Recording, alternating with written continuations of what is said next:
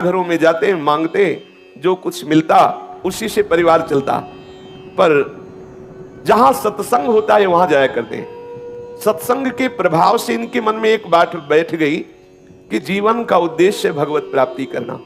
तो वैसे ही धन संपत्ति भोग सामग्री से रहित थे, तो कोई भोग वासना, कोई धन आदि का अभिमान, ये जो दोष बुद्धियां, ये तो इनके हृदय में स्वाभाविक नहीं थी, क्योंकि भिक्षा मांगते थे तो दैन्यता थी। और सत्संग से बात बैठ गई कि जीवन का परम लाभ है भगवत प्राप्ति करना, तो ये उतना ही मांगते थे जितना उदर पोषण के लिए, परिवार के लिए आवश्यक था। ऐसा नहीं कि भिक्षा मांग रहे तो बहुत सारा मांग लिया और खूब बेच करके उससे भोग सामग्रियां ला रहे, नहीं, जितने से उदर पोषण होता उन 4-6 घरों में मांग लिया, मिला तो मिला, नहीं तो उपवास कर लिए। और एकांत में खूब नाम कीर्तन करते।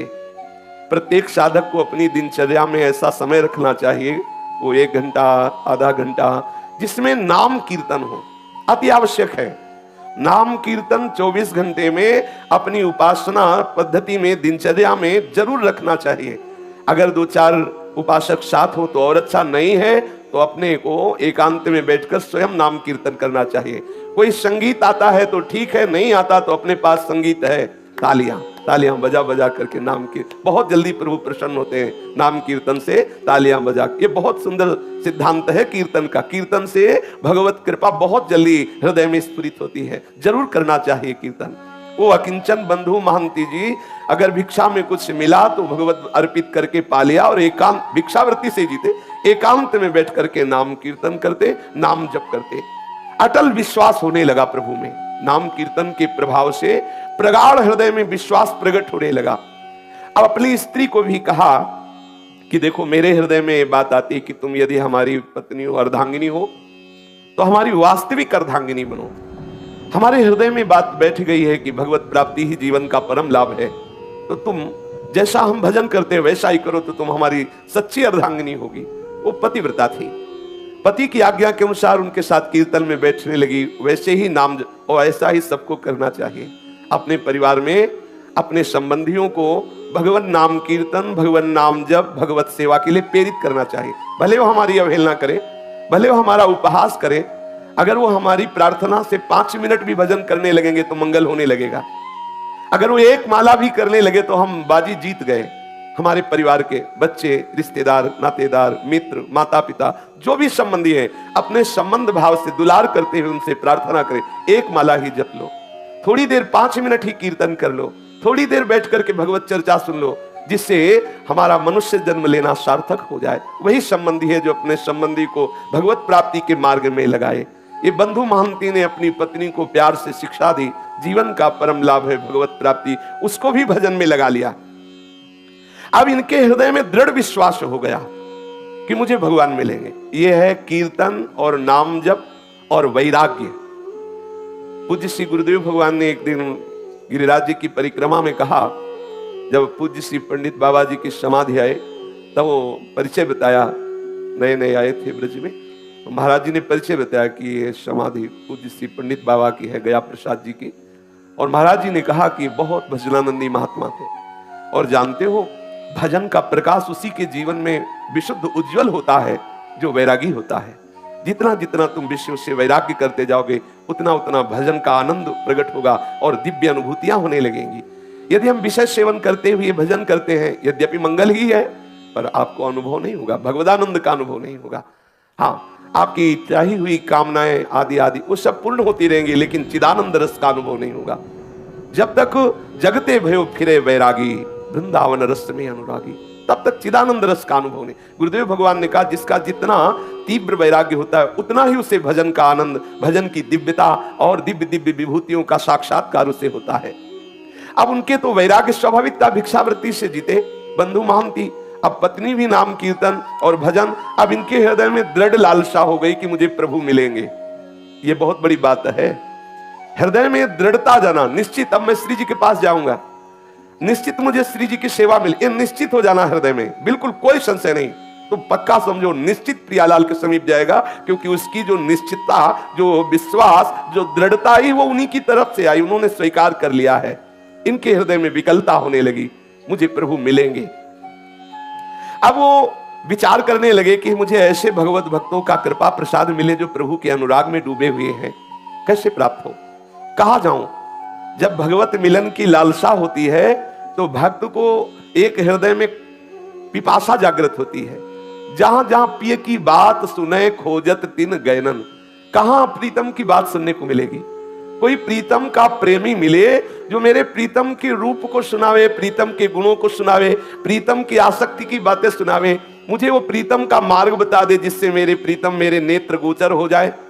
और वो हृदय में तड़पने लगता है। घर में रज के पात्र है, एक टूटी सी झोपड़ी है और पत्नी, और कई कई दिन भिक्षा में अन्न भी नहीं मिलता, भूखे रह करके समय व्यतीत करना होता है, पर ये बड़े आनंद पूर्वक है। जिससे देवर्षि नारद जी ने कहा कि जरूरी नहीं कि आपके पास धन हो तभी आप दान पुण्य करके भगवत सेवा करके भगवत प्राप्ति कर सकते हैं। देखो हालत है, बिल्कुल धन नहीं है, खाने के लिए भी नहीं है। अब उनके हृदय में यह भी कोई बल नहीं कि कोई उनको सहयोग कर सकता है, कोई उन्हें कर्जा दे सकता है, क्योंकि पता है मूल में कुछ है नहीं। तो जिसको पता होता है कि वो वापस नहीं कर सकता, वो कर्जा भी नहीं देता। उन्होंने अपनी पत्नी से कहा कि भाई मेरा जगत में कोई आत्मीय नहीं है, कोई स्वजन नहीं कि सहयोग करे, कई दिनों से भोजन भी नहीं मिला, पर एक मेरे मित्र है जो बहुत धनी है, अगर तुम साथ दो और अपने मित्र के यहां हम तुम्हें ले चले तो वहां भूखे नहीं रहना पड़ेगा। बहुत धनी है और बहुत कृपालु है और हमारा उनसे परिचय है, वो हमें बहुत प्यार करते हैं, चलोगी हमारे साथ? क्योंकि यहां तो कोई अपना है नहीं, इस याजपुर गांव में कोई मुझे प्यार करने वाला नहीं। मेरा एक मित्र है जो बहुत धनी है, मुझे बहुत प्यार करता है, वहां तुम्हें भूखे नहीं रहना पड़ेगा, कोई परेशानी रहेगी, पर 5 दिन का रास्ता है। हम लोग यदि धैर्य पूर्वक चले तो हमारे मित्र की कृपा प्राप्त होगी, सारी भूख सदा सदा के लिए मिट जाएगी। और उसका नाम बहुत मीठा है, यदि हमारा नाम है बंधु महांती तो उसका नाम है दीन बंधु। बहुत कृपालु है, बहुत दयालु है, हमें चलना चाहिए। पत्नी से कहा मुझे इस गांव में नहीं रहना। सती स्त्री पति के अधीन चलने वाली, कई दिनों से भोजन नहीं मिला। उसने कहा 5 दिनों का रास्ता है, कैसे चल पाएंगे, क्योंकि पेट में तो भोजन नहीं है, लेकिन आपकी आज्ञा है, हम जरूर चलने का प्रयास करते हैं। जो समस्त दरिद्रता और दुखों का हरण करने वाले हैं, उन प्रभु के दर्शन के लिए बंधु महांती के हृदय में वेदना हुई और वो अपने नगर से चल पड़े। एक छोटी लड़की भी थी, एक बच्चा, दोनों को कांधे पे बैठाला, पत्नी को साथ लिया, और जब बहुत विकलता होती क्षुधा की तो पानी पिला देते या कोमल कोमल पत्ते लाते और अपने बच्चों को पत्नी को देते, इनको खा लो, भगवान कृपा करेंगे, हमारे भी दिन बदलेंगे, धैर्य पूर्वक हमारे मित्र के पास चलो। देखो जो भक्त होते हैं उनको हर परिस्थिति में अपने प्रीतम ही याद आते, जैसे सुदामा जी ने अपनी पत्नी से कहा था, है हमारे एक मित्र द्वारिकाधीश हैं, बहुत बड़े हैं, आप चिंता मत करो। गए तो देवराज इंद्र से भी बढ़कर के संपत्तिवान बना दिया, सुदामापुरी की रचना कर दी। भक्त का जो कुछ भी जैसी भी परिस्थिति, वो सब प्रभु होते हैं, केवल प्रभु की स्मृति रहती है। आप देखो कई दिनों से भोजन नहीं मिला, 5 दिन की यात्रा है, पत्नी और बच्चे भूख के कारण चल नहीं पा रहे हैं, तो कोमल कोमल पत्ते लाते वृक्षों के और कहते खा लो, पानी देते, इसी से काम चला लो, चलते हैं, हमारे मित्र बहुत हमें प्यार करते हैं, वो दुलार करेंगे। बंधु की जो पत्नी और पुत्र वो कोमल पत्ते खाते, बंधु मन ही मन रोने लगता, हे घट घट के वासी, हे अंतर्यामी, मैं तो सह सकता हूं, मेरे बच्चे मेरी पत्नी ये कैसे कष्ट में हैं, प्यारे इतनी कृपा कर दो कि मैं आप तक पहुंच जाऊं। ऐसा ना हो कि मैं यात्रा ही ना पूरी कर पाऊं, अंदर से वो विकल हो जाता है, बस मुझे प्राण निकल जाए, बस आपके दर्शन करते ही तो कोई परवाह नहीं, लेकिन आप तक पहुंच जाऊं, इतनी सामर्थ्य देना बच्चों में और पत्नी में और मेरे में भी। दर्शन करने की एक लालसा मुझे जीवित रख रही है, मैं मृत्यु के भय से भयभीत नहीं हूं, लेकिन तुम्हें बिना देखे मृत्यु आ जाए तो मुझे अच्छा नहीं लगेगा। एक बार तुम्हें देख लूं, फिर भूख से भी प्राण निकल जाए तो कोई बात नहीं है। अन्न न मिलने के कारण मैं नहीं रो रहा हूं, मैं इसलिए रो रहा हूं कि मैं आप तक पहुंच जाऊं। हे विश्वंभर, जल थल स्थल कोई ऐसा नहीं जहां तुम ना हो, मेरे को सामर्थ्य देना। बिल्कुल धन नहीं, देखो खाने को भी नहीं है, लेकिन हृदय में प्रभु के ही मिलन की चाह है। विश्वंभर, तुम्हें पाकर के ही हम धनवान हैं, तुम्हें अपना मान करके ही हम आनंदित हैं। भले हमारे प्राण भूख से विकल होकर निकल जाएं, मुझे इसकी परवाह नहीं, एक बार मुझे मिल जाओ, इतनी सामर्थ्य दे दो कि मैं एक बार तुम्हारे दरबार तक पहुंच जाऊं।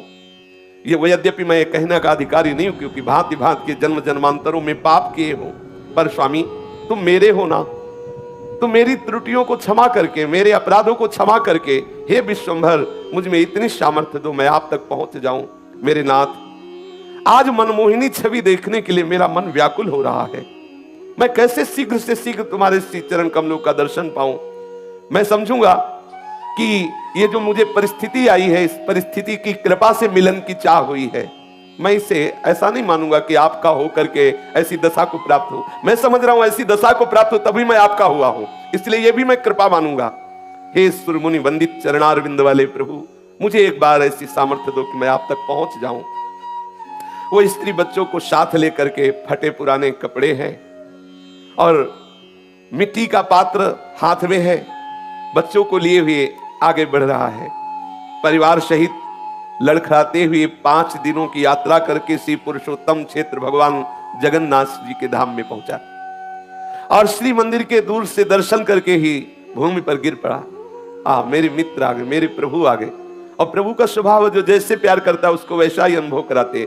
दूर से ही जगन्नाथ जी के दर्शन करके साष्टांग लेट गया, वहां भूमि में लौट रहा। ओ कृपालु प्रभु के दर्शन हो गए। अपनी पत्नी से कहा, देखो देखो ये मेरे यार हैं, जिनके लिए मैं कह रहा था ना कि मेरे मित्र, ये हमारे मित्र हैं, ये हमारे प्रीतम हैं, ये हमारे दीन बंधु स्वामी हैं। अब पत्नी के हृदय में उतना अनुराग तो नहीं है, पर इस बात से सुख मिला कि अब यहां भरपेट भोजन भी मिलेगा, भक्तों का संग भी मिले, और इसको कि मेरे प्रभु ने कृपा की, मुझे सामर्थ्य दी कि यहां तक आ गया, अब मैं अपने यहां प्राण छोड़ूंगा, अब मुझे यहां आनंद मिलेगा। क्योंकि प्रभु के चरणों में प्राण छूटे इससे बढ़कर क्या लाभ। प्रभु का धाम है, सामने प्रभु है, फिर तो प्राण भी छूट जाए, कोई परवाह नहीं। अब वो देखते देखते ही थोड़ी देर दर्शन हुए, सिंह द्वार के सामने आकर आनंद आवेश में मगन है। कौन पूछता है उसको? पत्नी पुत्र फटे पुराने कपड़े एक कोने में खड़े ठाकुर जी को देख रहा है। सिंह द्वार पर बड़ी भीड़ है, बच्चे भूख से व्याकुल है, पत्नी भूख से व्याकुल है। वो भगवान के दर्शन करके खड़ा है। थोड़ी देर में देखा पट बंद हो गए, कोई पूछ ही नहीं रहा, कौन पूछे। उसने अपनी पत्नी से कहा, धैर्य रखना, मेरे मित्र बहुत लोग आए हुए हैं ना, उनसे मिल रहे हैं। पत्नी से कहा, आओ पीछे चलते हैं। मंदिर के दक्षिण की ओर जहां से जगन्नाथ जी के प्रसादी का धोवन, जिसे पात्र आदि धोए गए, तो वो फेन आदि निकलता है पीछे से, उस नाले के पास गए, उसे पेज नाला कहते हैं। वहां जाके बैठे और कहा कि देखो चिंता मत करो, स्वामी के घर आ गए हो ना, अब चिंता की बात नहीं है, और बहुत करुणामय है। देखो ऐसा करते हैं ना, बहुत भूख लगी है ना, इसमें जगन्नाथ जी के पात्र धोए जाते हैं, प्रसादी पात्र धोए जाते हैं, ये पानी वहीं से आता है, अपने लोग पीते हैं और आनंद से बैठकर यहाँ कीर्तन करते हैं। कितना धैर्यवान भक्त है। अब उसी जो ठाकुर जी की प्रसादी जल वहां से निकलता है, पात्रों का प्रक्षालन का, उसी का फेन आदि लेकर ऐसे बच्चों को पवाता है, पत्नी को पवाता है और स्वयं लेता है। बोला देखो कल सुबह जब मंदिर खुलेगा ना, तब प्रभु के दर्शन होंगे, कुछ ना कुछ प्रसाद मिलेगा धैर्य पूर्वक, और वो प्रसादी जल पीता है। देखो हम लोग कितने भाग्यशाली हैं कि प्रभु का प्रसादी जल पीने को मिल रहा है। धैर्य बनाता है और आनंद मगन हो जाता है, पेट भर करके वही जल पीता है। अब कौन उसे देखे, वो पीछे एकदम एकांत नाले के पास बैठा, वो आनंद मगन होकर के प्रभु का चिंतन कर रहा है। पतिव्रता के मन में बात आ रही है कि ठीक है, इनके मित्र कैसे हैं वो तो मुझे पूरा परिचय नहीं, लेकिन मुझे मित्र कैसा मिला ये मुझे परिचय है। मुझे कैसा पति मिला, कैसा अनुरागी पति मिला, कैसा धैर्यवान मिला। देखो ये है प्रीता। और उन्होंने कहा कि आप बिल्कुल धैर्यपूर्वक रहिए, मुझे बिल्कुल कोई कष्ट नहीं है, आप जिसमें राजी है मैं उसी में राजी हूं। वो हड़िया से भर भर कर वही जल निकालता है, बच्चों को पिलाया, अपना पिया, खूब पेट भर करके, और कहा तुम सो जाओ, यहीं सो जाओ, सुबह जब पट खुलेंगे ना तब दर्शन करेंगे और तब कुछ न कुछ प्रसाद मिलेगा ही। अब इतना भाव ठाकुर जी देख रहे हैं, एक एक क्षण की बात। गुरुदेव भगवान कहते तुम चिंता मत करो, तुम्हारे एक एक सेकंड की बात ठाकुर देख रहे हैं, एक एक सेकंड का हिसाब अनंत गुना बढ़ा कर देंगे। तुम धैर्य पूर्वक रहो। ऐसा मत समझो कि तुम विषयों की जलन को सहकर भजन कर रहे हो, तुम ठंडी गर्मी अपमान सब सहकर भजन कर रहे हो, कोई तुम्हें देख नहीं रहा। नहीं, ठाकुर देख रहा है, एक एक सेकंड का हिसाब अनंत गुना बढ़ के देगा। खुद तुम कहोगे निहाल हो गए। देखना, थोड़ा धैर्यवान रहिए। अब वो प्रभु की प्रसन्नता के लिए वहां बैठा हुआ नाम कीर्तन कर रहा है और भाव अंदर अंदर की, हे नाथ तुम्हारे चरणों को मैं बार बार नमस्कार करता हूं। मैं कितना अधम जीव हूं, लेकिन आपने मुझे धाम बुला लिया, बिल्कुल अपने महल के समीप रखा। तुम चराचर में व्याप्त हो, समस्त जीवों के मनोरथ पूर्ण करने वाले हो। मुझे पता है कि तुम्हारे सिवा कोई करता नहीं है। मेरे मन में कोई कामना नहीं कि मैं किसी कामना से तुम्हें ये प्रार्थना कर रहा हूं, पर प्रभु आप कृपा करो, मेरी पत्नी को ये विश्वास हो जाए कि तुम मेरे मित्र हो, तुम मेरे हो। कहीं ऐसा ना हो किसके मन में आने लगे कि मुझे बहला फुसला रहे, कहीं कोई भगवान नहीं, देखो यहां भी आए तो कितना कष्ट सह रहे हैं। नाथ मुझे जितना चाहो कष्ट दे दो, लेकिन इसको विश्वास दिला दो कि आप हो। मुझे पता है आप हो, लेकिन इसको विश्वास हो जाए, क्योंकि ये मेरे ही आज्ञा से भजन कर रही है, कहीं इसका विश्वास टूट ना जाए। जगन्नाथ जी की भंडार गृह में ताला लगा हुआ है और ठाकुर जी अंदर विराजमान है, लेकिन प्रभु के लिए ना तो कोई दरवाजा है ना कोई ताला है। वो तो सर्वसमर्थ है। भक्त वत्सल प्रभु को नींद कहाने वाली वो तो सब सुन रहे हैं जो पीछे वो प्रार्थना कर रहे हैं। प्रभु ने भंडार गृह से अपनी थाल उठाई और वहां कई कई दिनों का प्रसाद रहता है। भक्तों के समुदाय आते, सबको प्रसाद मिलता है, तो वहां कई दिनों का सुंदर सुंदर खूब प्रसाद अपनी थाल में, जो ठाकुर जी का भोग लगता है जिस थाल में, उसी में सजाया और सजा करके दरवाजों में सब बंद है, ताला लगा है, लेकिन उनके लिए क्या है, प्रभु बाहर आए एक ब्राह्मण का वेश धारण किए हुए और बोले कि याजपुर गांव से वो बंधु महंती नाम का कोई भगत आया है, आवाज दे रहे हैं पीछे। अब वह रात्रि का समय कौन है, केवल वही तो पति पत्नी और बच्चे सहित है। वो एकदम हड़बड़ा के आंख खोलता है, सोचा कि मुझे कौन पुकारेगा, ये हो सकता है कि मेरे नाम वाला कोई और हो, बंधु महंती। परंतु फिर पुकारा, बंधु महंती ही देखो प्रभु ने तुम्हारे लिए और साक्षात जगन्नाथ प्रभु है, प्रभु ने तुम्हारे लिए प्रसाद भेजा है। स्त्री को जगा के कहा कि ये मुझे ही पुकार रहे हैं क्या, हमें लगता है कि मुझे ही पुकार रहे हैं। फिर ऊंचे स्वर से आवाज आई, बंधु महंती ये प्रसाद लो, याजपुरिया बंधु जो पेज नाले के समीप विराजमान है वो आए और ये प्रसाद ले ले। अब तो इनको पक्का हो गया कि मुझे ही बुलाया जा रहा है। दौड़ पड़े, दौड़ गए और घबराते जा रहे हैं। जब देखा कि उस ब्राह्मण के हाथ में एक रत्नों से जटित थाल है और विविध प्रकार की ठाकुर जी की सुंदर सुंदर भोग प्रसादी है, और ब्राह्मण ने मुस्कुराते हुए कहा कि प्रभु ने अंदर से भोग की थाल तुम्हें भेजी है, ले लो। वो उसके हाथ कांप रहे हैं, विशाल थाल, इतना सुंदर भोग, हृदय विकल हो रहा प्रभु, और ये नहीं समझ रहा साक्षात प्रभु ही है। हृदय उसका वो विकल हो रहा, प्रभु मुझे प्यार करते। पत्नी से कहा, देख देख मैं कह रहा था ना कि मेरे मित्र मुझे बहुत प्यार करते हैं। देखो बहुत भीड़ थी ना, सब लोग चले गए, अब उनको फुर्सत मिली तो देखो भेजा ना, मैं उनकी नजर में हूं ना, देखो। और आनंद मगन हो रहा है, बच्चों को जगाया और ब्राह्मण ने कहा, देखो तुम आराम से प्रसाद पाओ, थाल को यहीं रख देना, थाल हम समय से ले जाएंगे, तुम चिंता मत करो। अब ब्राह्मण वेशधारी भगवान ऐसा कह करके भोग की थाल दी और चले गए। और वो तो जड़ता भाव को प्राप्त हो, काफी देर तो समाधि भाव में डूबा रहा। प्रभु की कृपा में, इतने कृपालु प्रभु, पता नहीं कितनी देर तक उसकी आंतरिक ऐसी दशा रही। फिर पत्नी ने उसे बार बार स्वस्थ किया, हिला हिला के उससे बार बार स्पर्श करके जगाया, तो फिर स्वस्थ हुआ। फिर सबने बैठकर भरपेट, आज कई दिनों बाद भोजन मिला, कई दिनों बाद ऐसा प्रसाद, और स्वयं ठाकुर जी लाए तो अमृतमय प्रसाद। अब उसने विचार किया कि इस थाल को कहां पहुंचाऊं, क्योंकि ये प्रभु की थाल है। फटे पुराने चिथड़े में लपेट करके उस थाल को रख लिया कि जब सुबह होगा तब देखना, और अपने सिरहाने रख लिया, खूब आराम से सोया। अब अच्छे ऐसे ऐसे मंगल में स्वप्न आ रहे हैं उसको, ठाकुर जी की ताल, ठाकुर जी का प्रसाद, बड़ा आनंद। वहां कोई तमोगुणी निद्रा थोड़ी उसके हृदय में है। अब भगवान का वो रत्न थाल सिर पर रखे हुए ये तो सो रहा है, और उधर ठाकुर जी के जब सेवा के लिए पट खोले गए और भंडार खोला गया तो देखा गया कि भंडार की सब सामग्री अस्त व्यस्त, ताला खुला हुआ, थाल गायब, काफी प्रसाद इधर उधर। तुमने विचार किया कि बहुमूल्य रत्नों का थाल कहां चला गया, और ये सब कौन अंदर भंडारे में घुसा। अब ठाकुर जी है, जो मनाया जहां से आया था तो अपने आप दिखाई दे रहा था, और सब इधर उधर फैला भी दिया, ठाकुर जी है। अब आपस में सब सेवक जन इकट्ठे हुए और एक दूसरे से पूछा कि आप आए थे, आप आए थे। उनका ऐसे क्यों आएंगे, हमारे लोगों की सेवा है तो हम कोई ऐसा थोड़ी कि कुछ चुरा के ले जाएंगे, वो तो अपने लोगों में कोई नहीं, कोई बाहरी नहीं चुराया। अब वहां सब शोर मच गया, ठाकुर जी के भंडार का ताला टूट गया, कोई चोर थाल चुरा ले गया और प्रसाद भी चुरा ले गया। अब कुछ लोग ढूंढने के लिए निकले तो पेज नाले के समीप देखा तो थाल को कपड़े से फटा कपड़ा था तो दूर से चमक रही थी थाल। अरे लोग आए, बोले देखो देखो ये चोर है। ये माल भी चलाते, पिटाई भी करवाते हैं। बोले देखो ये चोर है, ये स्त्री और बच्चों के सहित पकड़ो पकड़ो। वो तो बढ़िया प्रसाद मिला था, थके थे ही, खूब अच्छे से आनंद से सो रहे थे बच्चे और पत्नी।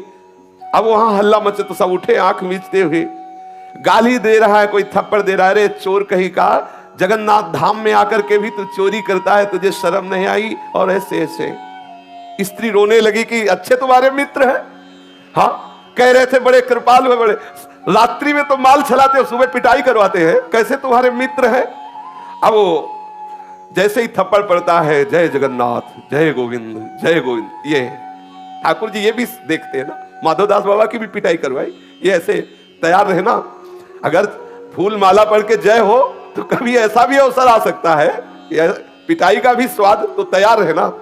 ठाकुर जी के पार्षदों को ये दोनों चीजें इसीलिए मिलती हैं कि उन दोनों से परे स्थिति को प्रदान करते हैं, देखते हैं अब क्या है, अब कितनी स्थिति है, कितना धैर्य है, कैसे विचार हैं। ऐसा कभी संयोग मिले तो प्रभु कृपा प्रसाद मानकर सह जाना। आप देखना आपकी हृदय की भूमिका कैसी बढ़ती है, आप कैसी भक्ति की उत्तम भूमिका में पहुंचते हैं। कभी ऐसा मत सोचना कि ठाकुर जी ऐसा क्यों कर रहे हैं, सच्ची मानिए। अब उसको तो जब पीटा जा रहा है तो बड़े आनंद मगन, प्रेम सागर में मगन होकर के बोल जय जगन्नाथ जय गोविंद जय गोविंद। मानो गीता जी का सूत्र उसके जीवन में प्रकाशित हो रहा है, यस्मिन स्थितो न दुखेन गुरुणापि विचाल्यते। कैसी भी भयंकर दुख की स्थिति हो, भक्त कभी विचलित नहीं होता। कोतवाल ने पूछा कैसे तुम्हें थाल मिली, उसने कहा विचार कीजिए, मुझे तो पता भी नहीं कि थाल कहां रहती है, मुझे पता भी नहीं कि भोग कहां रहता है। मैं तो याजपुर गांव का हूं, वहां से यहां दर्शन करने आया था। कोई रात्रि में एक ब्राह्मण आया था, उसने मुझे थाल दिया, प्रसाद दिया। वो पुजारी ब्राह्मणों को दिखाते, इनमें से कोई ना इनमें से कोई नहीं था वो। और अरे बोले तुम झूठ बोलते हो। तब वहां जो बड़े बड़े अधिकारी जन भी, उनका बात तो उसकी समझो, वो कैसे घुस जाएगा। अगर वो घुसा होता वहां जहां भंडार है तो प्रधान गेट का भी ताला तोड़ा गया होता।